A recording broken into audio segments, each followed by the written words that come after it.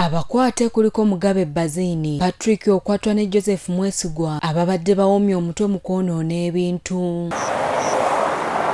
Mayanja Vincent nga yaddukanya ekifo kino ategeezezza nti obulumbaganyi buno bwatuuse okuva ku ssaawa 10 ez'olweggulo. Ebimotoka biweetiyo ebyalabiddwako nga bisenda ebintu byabwe ng'abaabadde bakikola baabadde bakuumibwa abasirikale b'amagye. Waliwo ab'amagye bakutte emmundu bagobye abantu baliri kusukka kkubo ninga ki ekigenda manenyiza okwegejinga eyabakulembedde nga yada yambadde bugalubindi n'alagira afande tewabaddeko namanya n'amulagira nti you shoot that guy. Waluse ku poliisi yagambye si wa amagye era si wa poliisi naye nga yabadde yalese amagye gamukuume okwonoona ebintu bino kyo yesterday.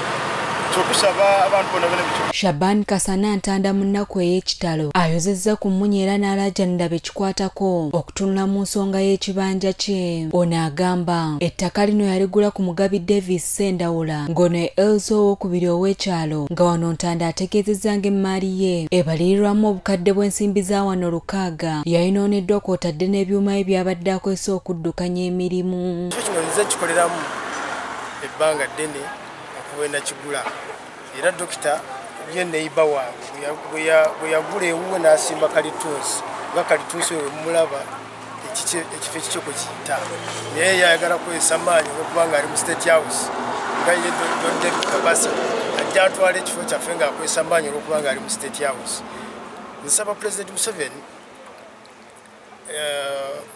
Saabalwanyi atuyamba ayigire mu nsonga yaffe. Ye ssentebe wa LC ey'okubiri ow'omuluka gwa Bulyantete Mugabi Davis akakasizza nga bwe yaguza abantu bano ekibanja kye nga bano yabaguzaako ekitundu kimu ate awalala ne wasigala kubanga yasikirawo busikizi. Akafo kano kemulaba kano akakayanirwa kange nze nakaguza Sambani nga bweddemu ebbanga ddene guzi yakanguza kantu kano nengatta jjajja wange Daudi Mpagi yali wano nga yakolerawo ng'ettaka lino liva ku bikaji eri ne lisaana liddawa nenga mumanyi basabye enaku zino bwe bajja enkya bapima wano bajja luli bapima wali. Ssentebe w'ekyalo Abeka Mukwasi avumiridde omuze gw'okutwalira amateeka mu ngalo ng'okumenya ebizimbe by'abantu nga tewali kiragiro kya kkooti kiwa muntu bwannannyini. Intention tusi yatuuka era ne tumusavinga ekibanga tebatalise kunoona bintu bye twewuunya nti kkooti yatudde ddi nefulumya omulamuzi yatudde ddi nafumya court order eragire nyumba ya Sabana emenyebwe tola nti si bwenkanya mu bikolebwa ebigenda mu maaso. Ettaka lino likolebwako emirimu ng'okukuba peva era nga kaakana abakozi abasoba 30 bafiiriddwa emirimu gyabwe nga guno gwe mulundi ogwokubiri ng'ekifo kino kitawaanyizibwa. Naye kati laba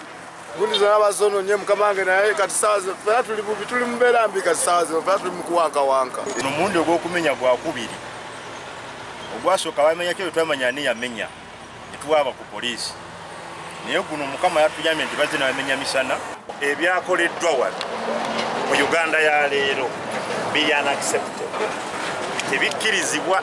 Oluvannyuma twogeddeko n'omwogezi wa poliisi mu bbendobendo lya Ssezibwa Helen Butoto n'annyonnyola nga bakutte tractor ebadde esenda ebintu kw'otadde n'abantu 3 okubitebya. Twasitukiddewo ku mangu ddala nesituuka ku ground